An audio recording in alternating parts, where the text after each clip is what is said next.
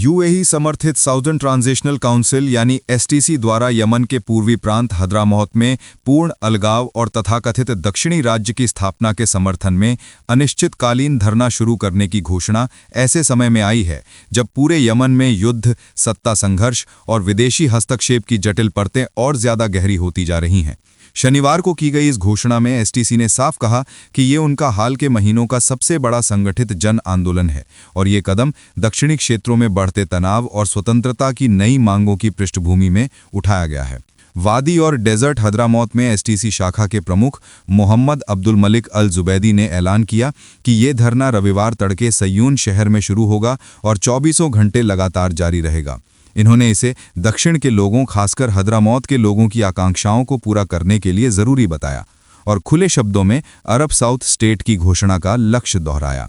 अल जुबैदी ने सऊदी नेतृत्व वाले गठबंधन समेत क्षेत्रीय देशों, अंतर्राष्ट्रीय समुदाय और संयुक्त राष्ट्र से दक्षिणी जनता की इच्छा का सम्मान करने की अपील की और कहा कि प्रदर्शनकारी दिन रात तब तक पीछे नहीं हटेंगे जब तक उनकी मांगें पूरी नहीं हो जाती। इसी के साथ एसटीसी ने हद्रामौत की राजधानी मुकल्ला में भी समानांतर धरने का ऐलान किया और समर्थकों से बड़ी संख्या में सड़कों पर उतरने का आह्वान किया। ये सब ऐसे वक्त हो रहा है जब एसटीसी ने हाल ही में हद्रामौत के बड़े हिस्सों पर अपना नियंत्रण बढ़ाया है। ये इलाका यमन के कुल क्षेत्रफल का लगभग 1/3 है। 2017 में स्थापित एसटीसी आज दक्षिण के कई प्रांतों पर प्रभावी नियंत्रण रखता है और उत्तर से औपचारिक अलगाव की अपनी मांग को लगातार आगे बढ़ा रहा है।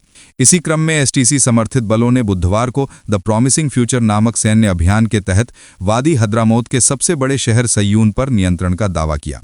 ये कब्जा सऊदी यूएई समर्थित प्रेसिडेंशियल काउंसिल सरकार से जुड़े फर्स्ट मिलिट्री रीजन बलों के साथ सीमित झड़पों के बाद हुआ। राष्ट्रपति भवन और सयून अंतर्राष्ट्रीय हवाई अड्डे के आसपास हुई मुठभेड़ों में मौतों और घायलों की खबरें आईं। साथ ही एसटीसी बलों ने कतन जिले की ओर भी बढ़त बनाने की कोशिश की ताकि तेल समृद्ध रेगिस्तानी और घाटी क्षेत्रों पर पूरा नियंत्रण स्थापित किया जा सके।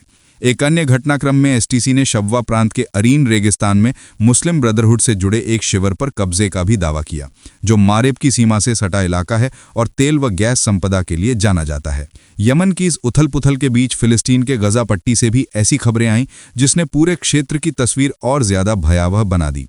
फिलिस्तीनी सशस्त्र संगठन हमास ने गजा में इजरायल समर्थित मिलिशिया नेता यासिर अबू शबाब को मार गिराने की पुष्टि की। कस्साम ब्रिगेड से जुड़े एक करीबी सूत्र ने बताया कि हमास ने इस ऑपरेशन की योजना बेहद सतर्कता से बनाई थी और गुरुवार को रफाह में अचानक हमला कर अबू शबाब और उसके करीबी सहयोगियों को ढेर कर दिया।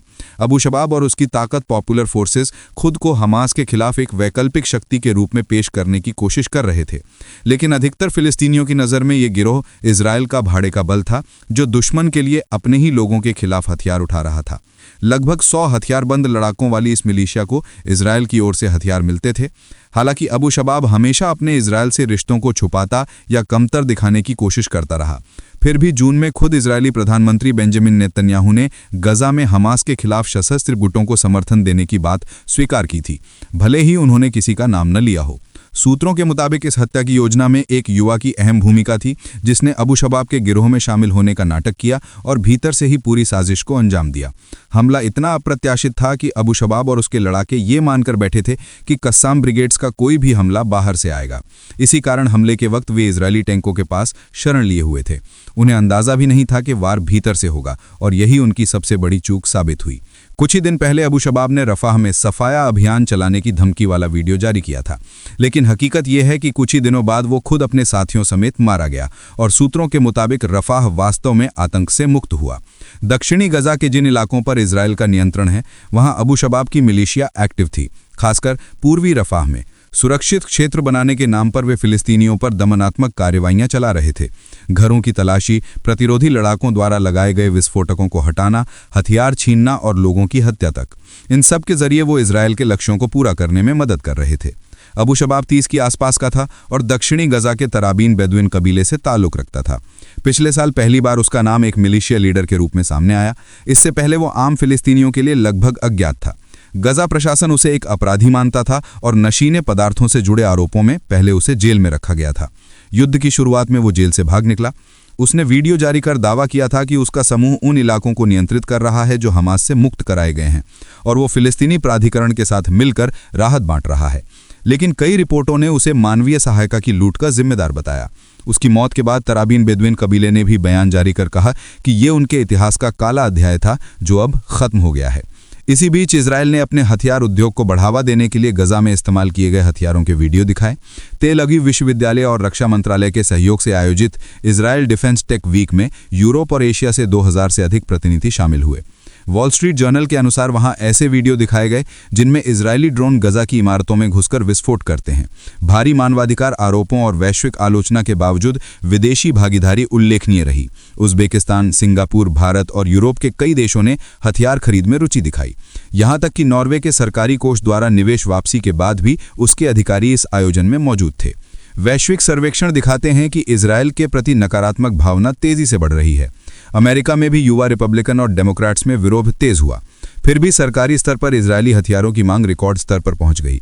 2024 में निर्यात 14.7 अरब डॉलर तक पहुंच गया, जो इतिहास में सबसे ज्यादा है।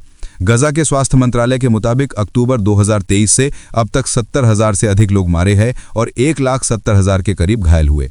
इन हालात पर कतर के प्रधानमंत्री शेख मोहम्मद बिन अब्दुल रहमान अल थानी ने साफ कहा कि पश्चिमी तट को शामिल किए बिना गजा युद्ध विराम अधूरा रहेगा। उन्होंने दोहा फोरम में कहा कि कतर क्षेत्रीय स्थिरता को अपनी राष्ट्रीय सुरक्षा का हिस्सा मानता है और वो कूटनीतिक और साझेदारी के जरिए समाधान चाहता है। उन्होंने बताया कि कतर, तुर्की, मिस्र और अमेरिका मिलकर युद्ध विराम के अगले चरण पर काम कर रहे हैं। हालांकि जमीन पर हालात अब भी नाजुक हैं। इसी बीच लेबनान के हिजबुल्लाह प्रमुख शेख नईम कासिम ने अमेरिका और इजरायल को चेतावनी दी कि वो संगठन को निहत्था नहीं कर सकते। उन्होंने इसे आत्मसम्मान और संप्रभुता की लड़ाई बताया। उधर अमेरिका ने अपनी 2025 नेशनल सिक्योरिटी स्ट्रेटेजी जारी कर कहा कि वो अब अंतहीन युद्धों से दूर रहेगा और मध्य पूर्व को निवेश और साझेदारी के क्षेत्र के रूप में देखेगा। इस सब के समानांतर यूक्रेन युद्ध भी जारी है, जहां रूस ने हाल के महीनों में बड़े पैमाने पर ड्रोन और मिसाइल हमले किए हैं। बुनियादी ढांचा तबाह हुआ है और हजारों वर्ग किलोमीटर इलाके पर कब्जा हो चुका है। 3 दिन की अमेरिका यूक्रेन बातचीत भी बिना नतीजे के खत्म हुई। इन तमाम घटनाओं को जोड़कर देखें तो तस्वीर बेहद साफ और भयावह है। दुनिया के अलग अलग कोनों में संघर्ष, सत्ता की होड़, हथियारों का व्यापार, कूटनीतिक बयान और जमीन पर बहता खून। और यही वो सच्चाई है जिसे समझना आज हर दर्शक के लिए बेहद जरूरी हो चुका है।